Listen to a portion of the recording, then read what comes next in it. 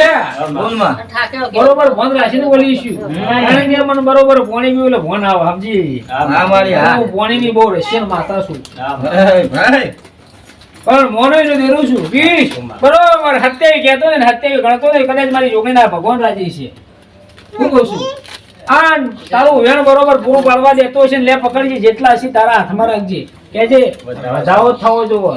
તારો ચા મારી વધાવો હું કહું વેણ કર તારું શું કહું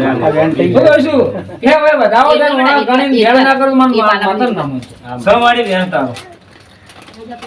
તો ભાઈ બોલીશું જો ના પડું તો મારું નામ દેખો